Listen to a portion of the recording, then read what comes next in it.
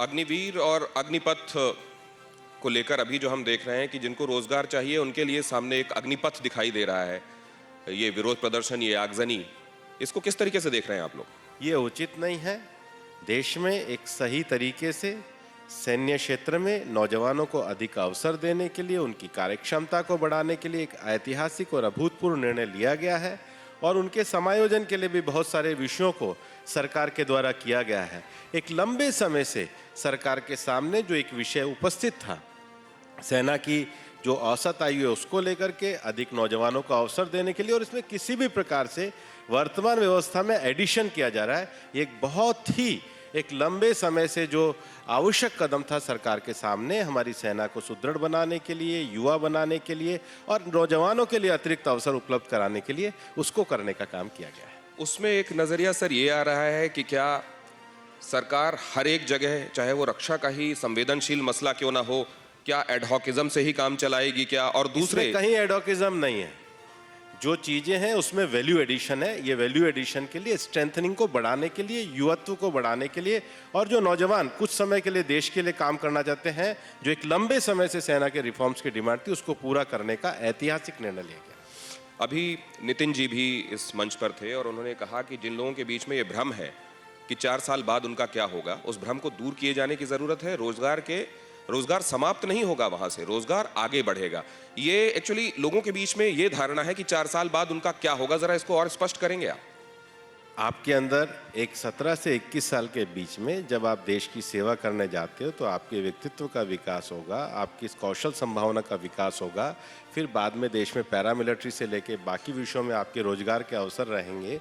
आप कंटिन्यूटी करना चाहेंगे तो कंटिन्यू करना रहेगा। सेना की क्षमताओं के लिए भी आगे बढ़ने चाहेंगे तो आगे बढ़ना रहेगा। और शॉर्ट सर्विस कमीशन तो ऑफिसर्स में पहले भी रहा ही है। शॉर्ट सर्विस कमीशन ऑफिसरों में नहीं था, ऐसा कब नहीं था? वो तो पहले रहा ही है।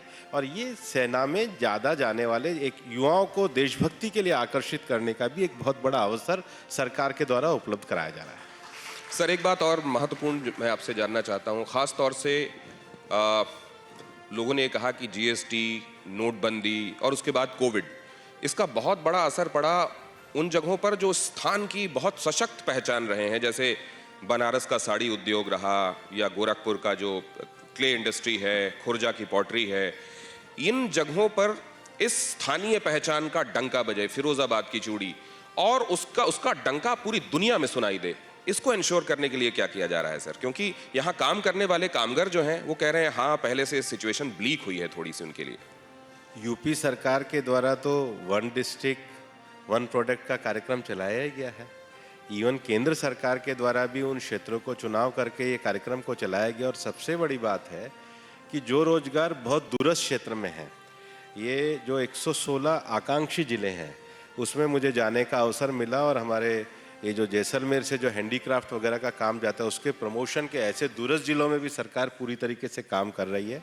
1 डिस्ट्रिक्ट 1 प्रोडक्ट ये सरकार के द्वारा काफ़ी जगहों पे बढ़ाया गया। और केवल आप इसको उत्पादकता की दृष्टि से मत लीजिए, सरकार के द्वारा जो फॉरेस्ट प्रोड्यूस एफपीओ जो स्थापित किए जा रहे हैं देश भर में 10,000, क्योंकि क्षेत्र विशेष की अपनी कुछ विशिष्ट भौगोलिक परिस्थितियों के कारण कुछ उत्पादकता है, उसको वैल्यू ऐड करके कैसे बढ़ाया जा रहा है, सरकार के द्वारा एफपीओ का कार्य किया जा रहा है। और इसमें भी जो उसकी यातायात की सुगमता के लिए तो अभी कुछ समय पहले सरकार के द्वारा नई ड्रोन पॉलिसी लाई गई है, ताकि उन सामग्रियों को हम किस तरीके से अच्छे तरीके से स्थानांतरित करें।